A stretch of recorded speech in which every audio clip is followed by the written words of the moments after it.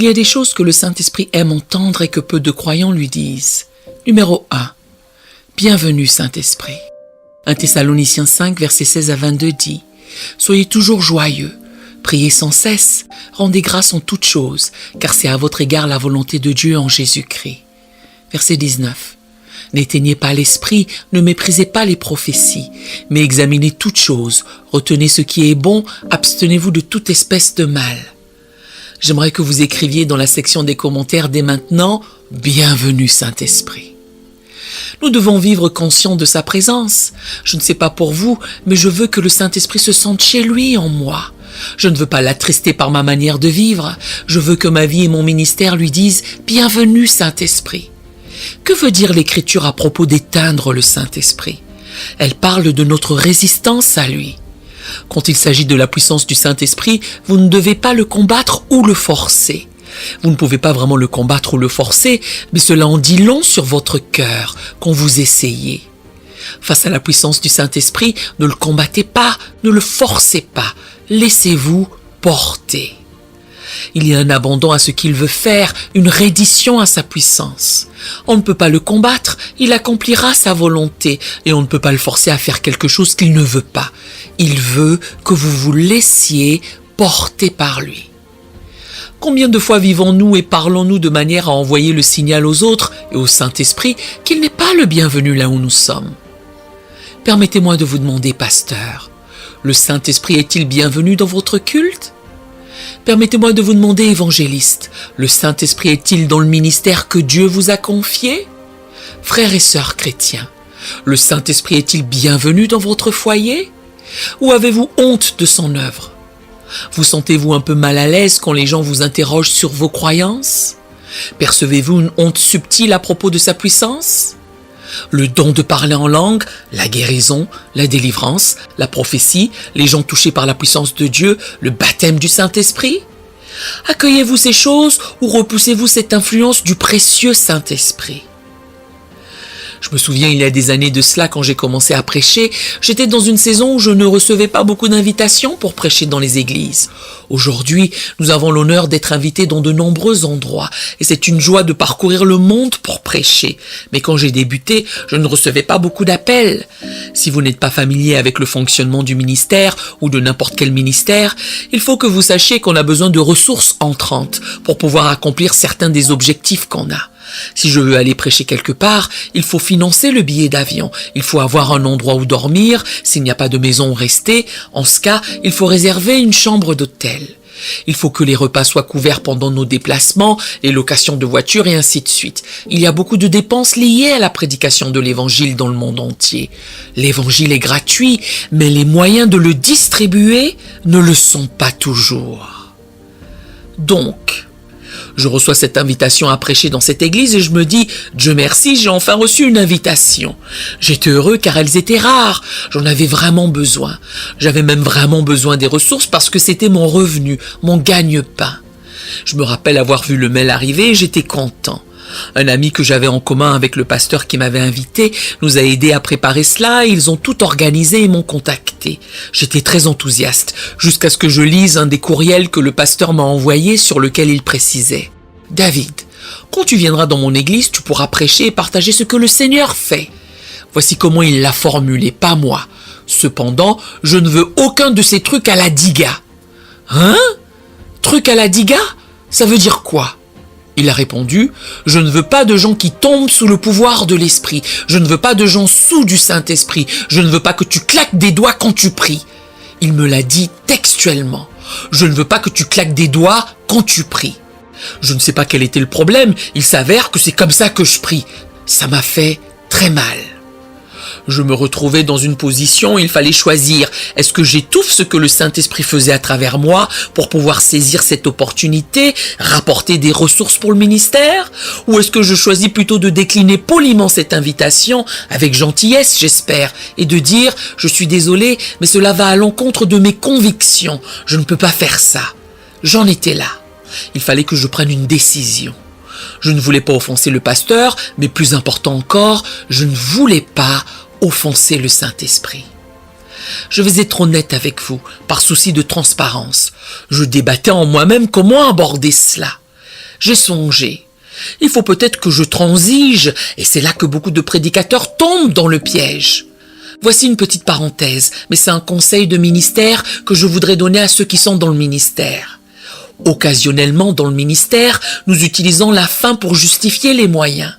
Par exemple, si quelqu'un utilise des tactiques de pression pour collecter des fonds, ces tactiques de pression ne sont pas bibliques, car la Bible dit de ne pas donner par culpabilité ou par contrainte. Or, certains prédicateurs usent de tactiques de pression sur les gens pour qu'ils donnent. C'est une chose de défier les gens à donner pour une cause. C'en est une autre de se servir de la culpabilité, la pression et la peur pour leur soutirer de l'argent. Certains vous admettront, j'ai recours aux tactiques de pression, mais regarde ce que nous faisons avec l'argent. Nous nourrissons les affamés, nous construisons des orphelinats, nous sommes au service des gens. Oui, mais ce n'est pas la bonne manière de procéder.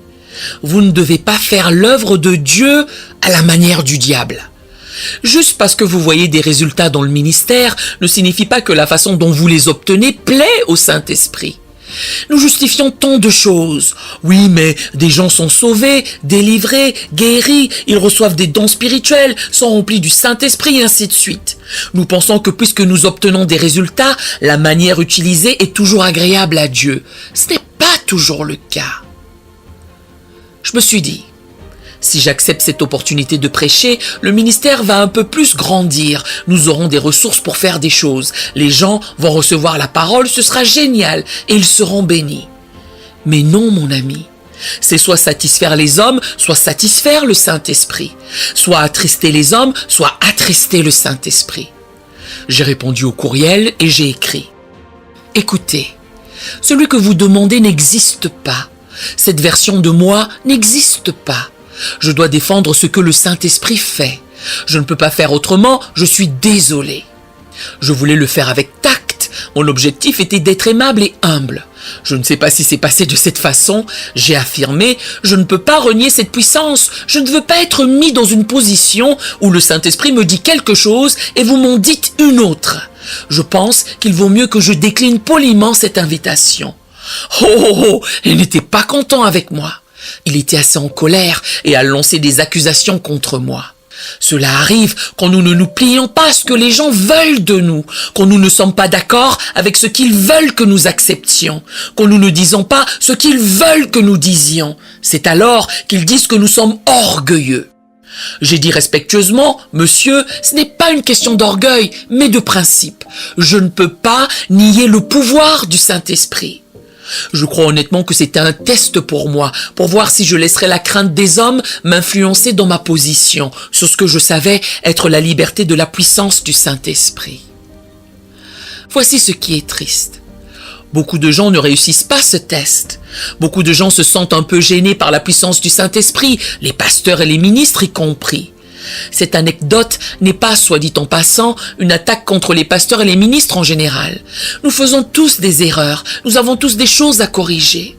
Ce que j'aimerais que vous considériez, ce que je voudrais que vous vous demandiez en tant que croyant, en tant que ministre, c'est: est-ce que je fais quelque chose qui étouffe l'œuvre du Saint-Esprit à cause d'un sentiment de honte ou de timidité, ou parce que je ne veux pas que les gens pensent que je suis bizarre ? Moi, je me fiche de ce que les gens pensent de moi. Je suis un peu étrange, je l'admets. Je suis différent, je le sais, et nous qui sommes amis avec le Saint-Esprit, nous sommes toujours un peu particuliers. Il y a aussi une certaine joie à cela. J'apprécie d'être autre. Seulement, si nous ne faisons pas attention, nous laissons ces choses dans nos cœurs qui nous empêchent d'accueillir le Saint-Esprit. Pour récapituler, numéro 1, nous lui disons « Bienvenue Saint-Esprit, bienvenue dans ma maison, bienvenue dans ma vie, bienvenue dans le ministère que tu m'as confié, bienvenue, bienvenue, bienvenue, bienvenue. Fais ce que tu veux faire. » Numéro 2, je te fais confiance Saint-Esprit. Écrivez cela dans les commentaires. Je te fais confiance Saint-Esprit. Actes chapitre 8, je vais lire les versets 29 à 35. Ici, nous voyons Philippe obéir à la conduite du Saint-Esprit sur la base d'une simple instruction. Regardez. L'Esprit dit à Philippe, « Avance et approche-toi de ce char. » Philippe accourut et entendit l'Éthiopien qui lisait le prophète Ésaïe. Philippe lui dit, « Comprends-tu ce que tu lis » Il répondit, « Comment le pourrais-je si quelqu'un ne me guide ?»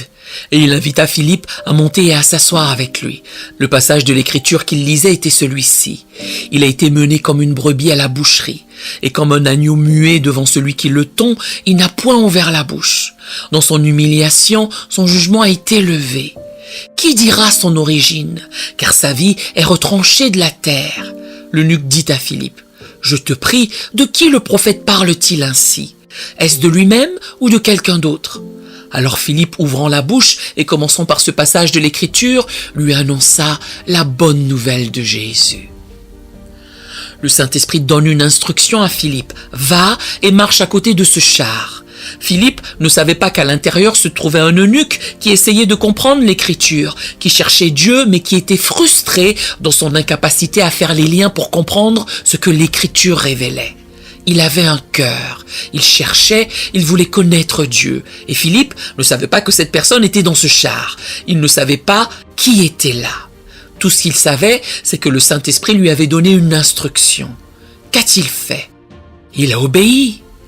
Certains d'entre nous dans cette situation auraient peut-être dit « Je ne sais pas, il pourrait penser que je suis un peu bizarre de marcher à côté du char. Et s'ils s'offensent, s'ils trouvent ça bizarre, s'ils ont peur de moi et finissent par partir très vite et que je sois couvert de poussière ?» Toutes ces excuses auraient pu être présentées face à la voix du Saint-Esprit.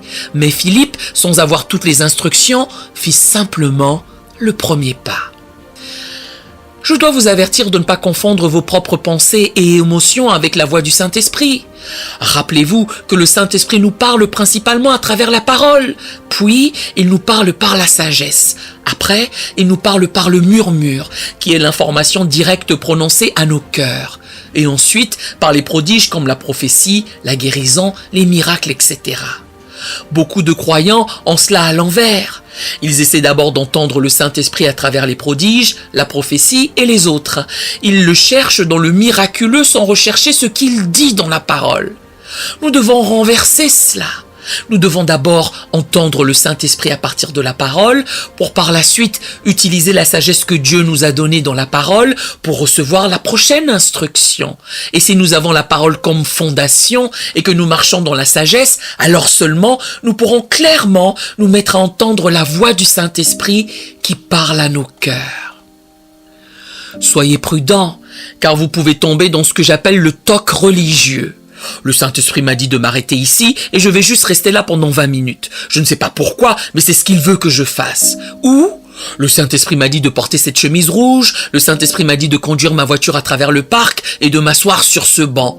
En effet, ça pourrait être le Saint-Esprit. Je ne dis pas qu'il ne dit pas ces choses. N'entendez pas ce que je ne dis pas. Bien sûr que le Saint-Esprit peut nous donner ses instructions spirituelles ultra spécifiques. Il l'a fait et le fait encore pour moi.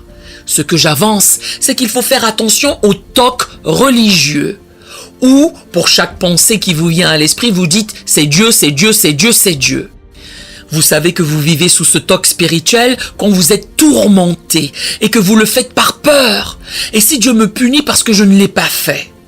Au lieu de le faire juste par amour pour le Saint-Esprit, en lui faisant confiance.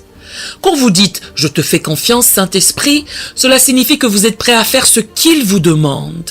S'il vous plaît, entendez-moi, amis du Saint-Esprit. Quand vous dites « je te fais confiance, Saint-Esprit », cela indique que vous êtes disposé à faire ce qu'il vous demande, même quand cela n'a pas de sens. Pensez-y. Le Saint-Esprit vous a-t-il déjà déçu? A-t-il déjà commis une erreur? Non. Alors, il est digne de confiance. Si Jésus s'en remettait au Saint-Esprit, à combien plus forte raison devrions-nous le faire? Si Jésus faisait confiance au Saint-Esprit, à combien plus forte raison pouvons-nous le faire? Le Saint-Esprit a guidé le ministère de Jésus, nous l'avons vu dans les Écritures, et en ce moment, le Saint-Esprit vous guide et me guide. Quand j'ai commencé dans le ministère, je ne me sentais pas qualifié. Et encore aujourd'hui, je dis de temps à autre au Seigneur, « Seigneur, es-tu sûr que tu n'as pas une autre mission pour moi ?» De l'extérieur, vous pourriez dire, « Bien sûr que Dieu t'a appelé. » Or, ce n'est pas toujours aussi évident. Quand la chair commence à s'agiter, surtout à mes débuts, il y avait une insécurité, comme Moïse. « Seigneur, je ne sais pas, peut-être que tu devrais envoyer quelqu'un d'autre. » Aujourd'hui, je suis très assuré dans l'appel que le Seigneur m'a donné, malgré le fait que l'insécurité monte de temps en temps. Je suis capable de tenir ferme dans ce que je sais qu'il m'a appelé à faire. C'est différent de quand j'ai commencé, mais au début, je me disais, Seigneur, qu'est-ce que j'ai exactement que tu veux utiliser ? Je ne voyais aucune compétence particulière sur laquelle je pouvais certifier, c'est pour ça que Dieu m'utilise. Je ne sais toujours pas pourquoi il m'a choisi. Tout ce que je sais, c'est que j'ai cherché la face de Jésus. Je suis tombé amoureux du Seigneur lui-même. Je suis tombé amoureux de la présence du Saint-Esprit.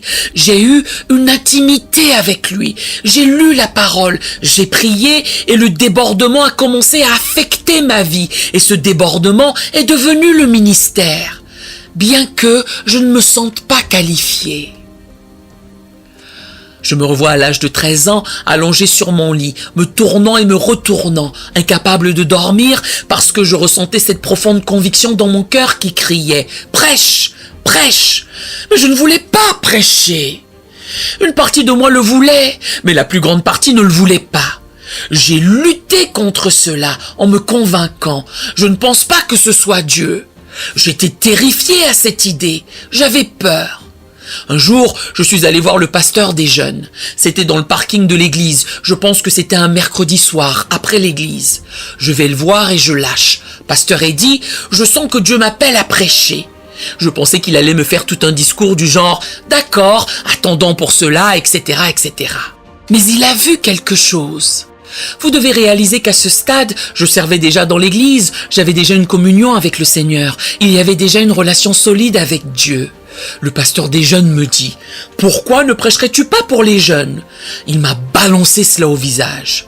J'ai riposté « Pasteur Eddy, je ne sais pas pourquoi je dis ça, je lutte avec cela, seulement je sens vraiment que je dois prêcher l'évangile. » Il a pointé son doigt vers moi et a accepté en acquiesçant. « D'accord, c'est pour jeudi prochain. » C'est-à-dire pas le jeudi suivant, qui était un jeudi, mais une semaine après le jeudi suivant.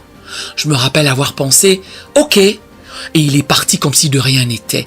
Il m'a largué ce fardeau, du moins ce que je pensais être un fardeau. Il a mis cette responsabilité sur moi, est parti, et j'ai cogité. D'accord. Je suis rentré à la maison, et dans ma chambre de prière ce soir-là, j'ai plaidé. Seigneur, je ne sais même pas quoi dire. Je me suis mis à lire les Écritures et le Saint-Esprit m'a donné un message. Le message que j'ai prêché s'intitulait « Notre relation avec Dieu Tout-Puissant ».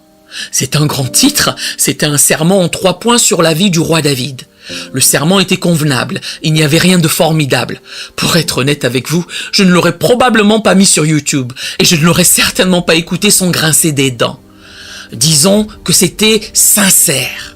J'ai prêché le sermon et ce n'était pas un sermon éloquent, mais je vais vous dire ceci. La puissance du Saint-Esprit s'est manifestée dans ce service. Des adolescents ont été délivrés, remplis du Saint-Esprit, convaincus par l'Esprit. C'était un puissant mouvement du Saint-Esprit. J'ai pensé, tout ce que j'avais à faire, c'était obéir et tu t'es manifesté. C'est ce qu'un ami de l'Esprit fait. Il fait confiance à la conduite du Saint-Esprit. Il est disposé à faire ce qu'il nous demande, même quand cela n'a pas de sens pour nous, en disant « Je te fais confiance, Saint-Esprit ». Numéro 3. Celui-ci est un peu différent parce que beaucoup ne savent même pas qu'on peut lui dire cela. Numéro 3, c'est « Je t'aime, Saint-Esprit ». Écrivez dans les commentaires « Je t'aime, Saint-Esprit ». Romains 5, verset 5 dit « Or, l'espérance ne trompe point, parce que l'amour de Dieu est répandu dans nos cœurs par le Saint-Esprit qui nous a été donné. » Le Saint-Esprit est celui qui répand l'amour de Dieu dans nos cœurs. Le Saint-Esprit nous donne l'amour pour Dieu et les uns pour les autres. Le Saint-Esprit en moi aime le Saint-Esprit en vous. C'est pourquoi nous sommes frères et sœurs en Christ. C'est pourquoi je vous appelle ma famille spirituelle.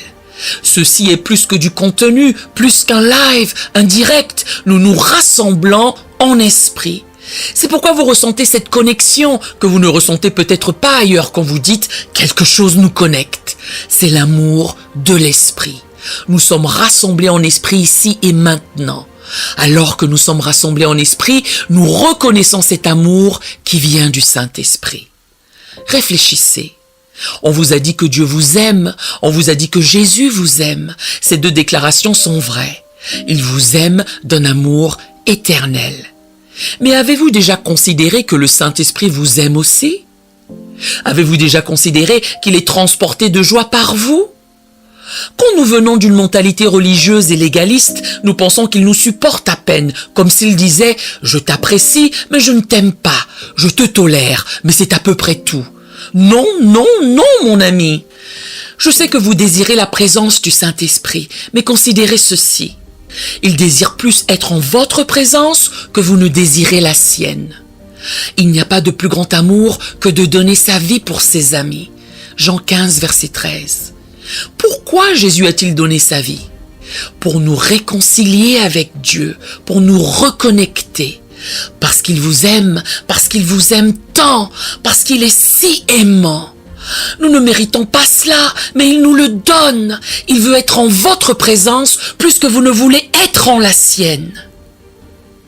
Quand vous priez, vous visualisez peut-être Dieu comme s'il était au téléphone avec quelqu'un d'autre du genre « Ok, j'arrive, donne-moi une minute ». Ou peut-être qu'il est un peu irrité par vous. Peut-être que votre approche de lui dans la prière l'agace un peu. C'est peut-être de la sorte que vous visualisez Dieu. Non, mon ami.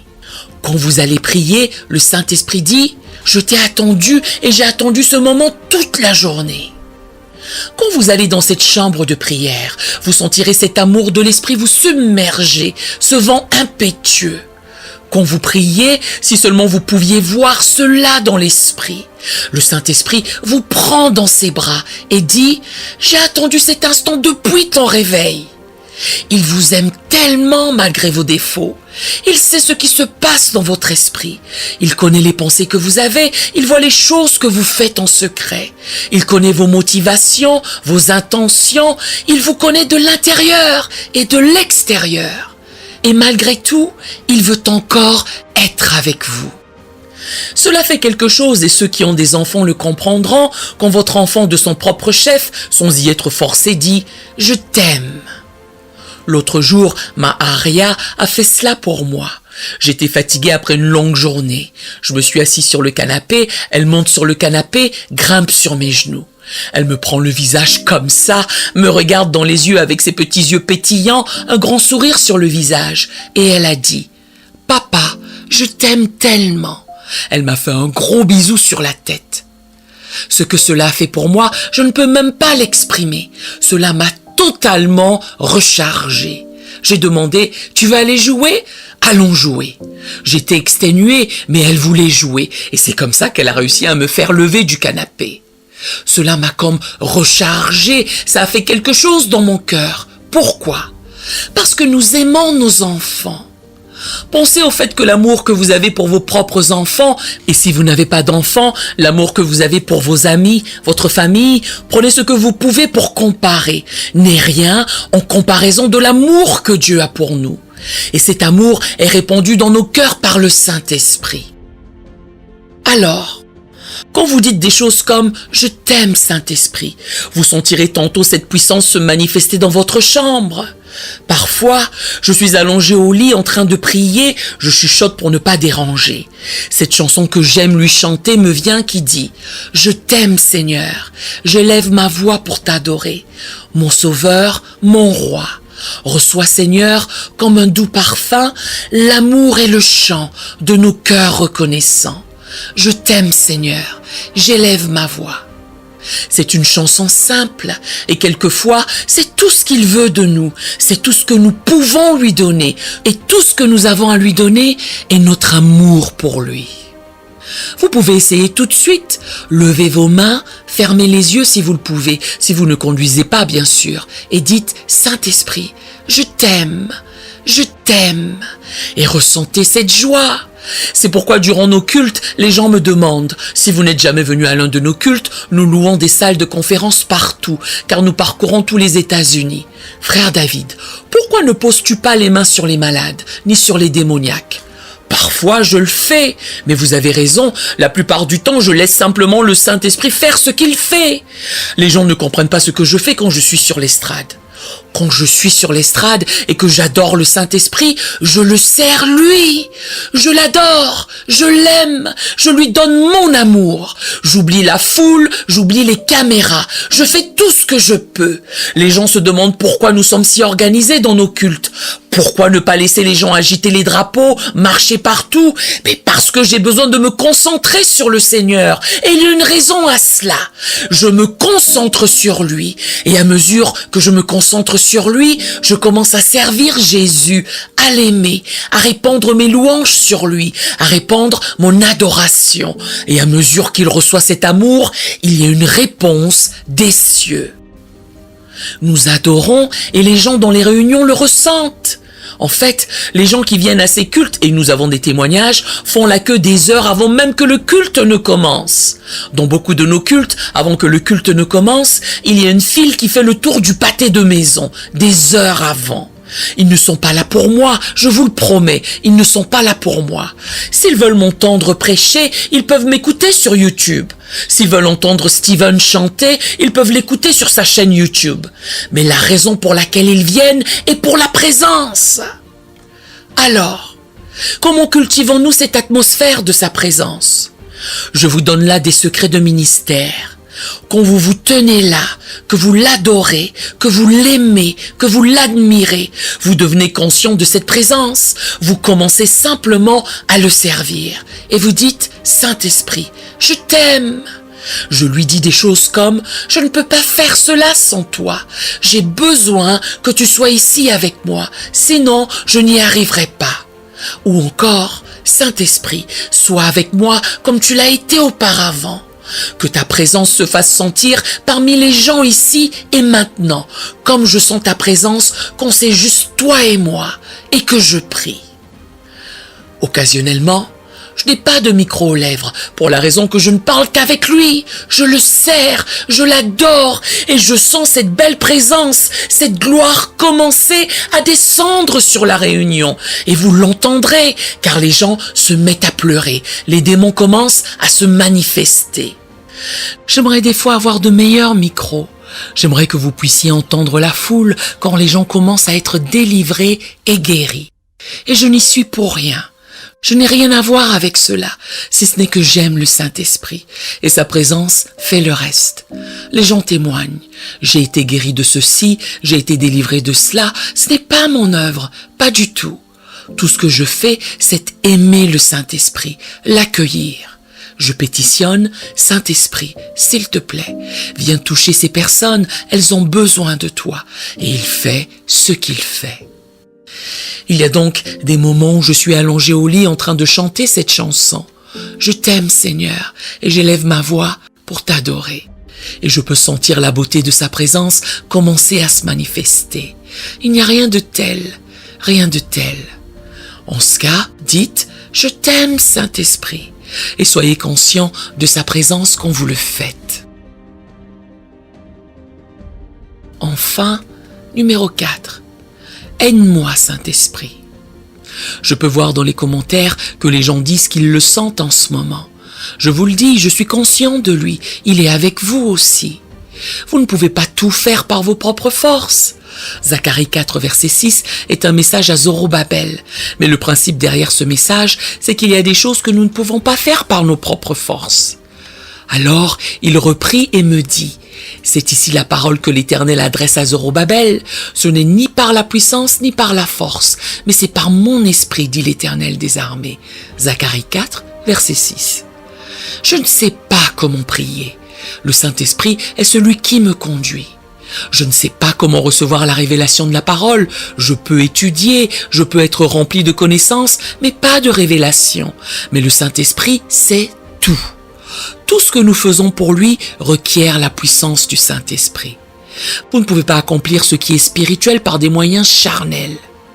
Vous pouvez soit vous épuiser émotionnellement, mentalement, physiquement, à travailler et à peiner pour ce dont vous pensez avoir besoin, soit compter sur sa force. Il est temps que l'Église apprenne à arrêter de lutter et à commencer à s'abandonner. Il y a tellement de confusion de nos jours, d'angoisse, d'énervement, de colère, de tension et de peur. Tout cela est tellement bruyant, tapageur. Ce n'est pas le Saint-Esprit. La présence du Saint-Esprit apporte une clarté parfaite, la paix, la force, pas le bruit, mais la force. Bien sûr, quand sa puissance agit, les choses deviennent un peu bruyantes. Je ne parle pas de bruit naturel, je parle de l'intérieur. Et vous savez faire la différence. La chair est très tapageuse, la chair est très, anxieuse. Il y a cette tension dans la chair, pas dans l'esprit. Aide-moi, Saint-Esprit, signifie « je ne peux pas faire cela sans toi ». Pensez-y. Durant ces cultes que nous organisons dans le monde entier en tant que ministère, nous disons « venez et croyez pour un miracle, venez et croyez pour la délivrance, venez et croyez pour une percée, venez et croyez pour être revêtus de puissance ». Si le Saint-Esprit ne le fait pas, il ne se passera rien du tout. Je suis derrière l'estrade, sur le point de monter, et je dis « Saint-Esprit, si tu ne viens pas avec moi, ces gens sont venus pour rien. » Pourquoi? Parce que je réalise que ce n'est pas par mes propres forces. Aide-moi, Saint-Esprit. Saint-Esprit, je ne peux pas être le père que tu m'as appelé à être. Je ne peux pas être l'époux que tu m'as appelé à être. Je ne peux pas être l'évangéliste que tu m'as appelé à être. Sans ta force, sans ta présence qui m'habilite à chaque pas. J'ai désespérément besoin de toi. J'ai besoin de cette présence. Si je ne l'ai pas, je suis désespéré. Une fois que je sais que je marche en elle, tout se résume en un simple désir. J'ai besoin de toi. Je vous le dis, et ce n'est pas juste pour paraître humble. Quiconque me connaît vous dira que sans la présence du Saint-Esprit, je serais en 1000 morceaux par terre. Pas littéralement, mais spirituellement. Sans la présence du Saint-Esprit qui me maintient, qui me donne la force, je m'effondrerai. Je ne peux rien faire par mes propres forces. Encore une fois, vous voyez tout de l'extérieur et vous dites « Oh, quel ministère béni! Oh, regarde tout ce qui arrive !» Je ne suis rien sans lui. Rien. Je ne peux rien accomplir par moi-même. David, comment as-tu fait? Comment as-tu construit cela? Je ne sais pas. Je ne sais pas comment il l'a fait. Je ne sais pas comment il fait. Je ne sais pas comment il guérit les malades. Je ne sais pas comment il délivre les captifs. Je ne sais pas comment il bénit le ministère. Je ne sais pas comment il le favorise. Je ne sais pas comment il utilise la prédication de l'évangile pour amener les cœurs à la repentance. Je ne sais rien de tout cela. Tout ce que je sais, c'est que j'ai besoin de lui. Tout ce que je sais, c'est que je compte sur sa puissance. Tout ce que je sais, c'est que je dois me mettre hors de son chemin. Aide-moi, Saint-Esprit. Pendant des années, quand je luttais avec l'anxiété, j'ai essayé toutes les méthodes humaines auxquelles on pouvait penser. Toutes.